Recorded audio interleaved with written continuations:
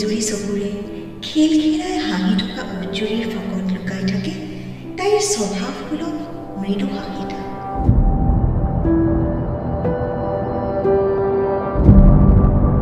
চাল চলন গঠন শৈলীত প্ৰকাশ পায় নাই যেন তাইৰ কোনো ভাৱৰ কৃতিকতা।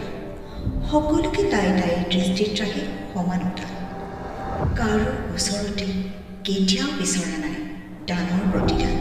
সেয়া লাগিলে ঈশ্বৰেই হওক বা মানুহেই হওক।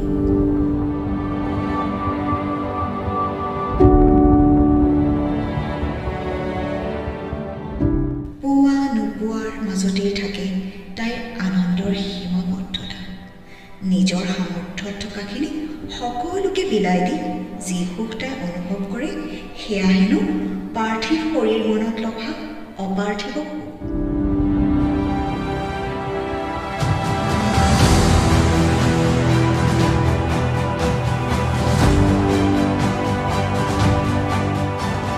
তাই একেই স্বভাৱসুলভ চঞ্চলতা হাঁহি খোজেৰে গঠন ভংগীৰে শিশুৰ লগত হৈ পৰে শিশু।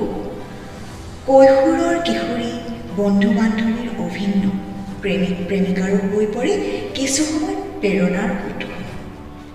সমাজৰ অৱহেলিত সকলৰ কাৰণেও তাইৰ অন্তৰত সৃষ্টি হয় সহমৰ্মিতা।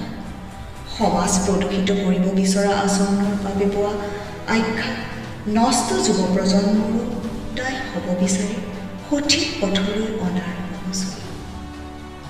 বাৰ্ধক্য আৰু জীৱন পথত ভাগৰুৱা হৈ অতীত ৰুমন্থন কৰি ক্লান্ত হৈ সন্ধিয়া সময়ত যেতিয়া বয়স্ক ককা বৰদেউতা খুৰাহঁতে ইজনে সিজনৰ লগত কথা পাতি বহি থাকে তাইও হ'ব বিচাৰে এটি মিঠা হাঁহিৰে সম্ভাষণ জনাই তেওঁলোকৰ সুখ দুখ পোৱা নোপোৱা বেদনাৰ সমভাগী। তাই ভাবে যদি তাইৰ এটি হাঁহি বা ক্ষণিক উপস্থিতি বা সদায় অকণমান সময়ে তেওঁলোকবিলাকৰ দুখ ভাগৰ যন্ত্ৰণা সকলো উপশম ঘটায় তেনেহ'লে তাইৰ এই মানৱ জীৱন সাৰ্থক হ'ব।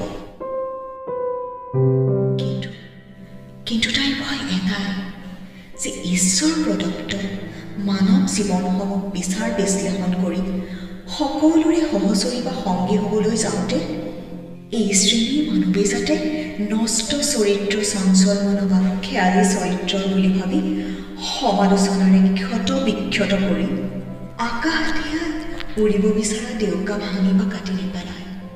কাৰণ ডেউকা ভগা পক্ষীৰ ক্ৰন্দ কোনেও নুবুজে।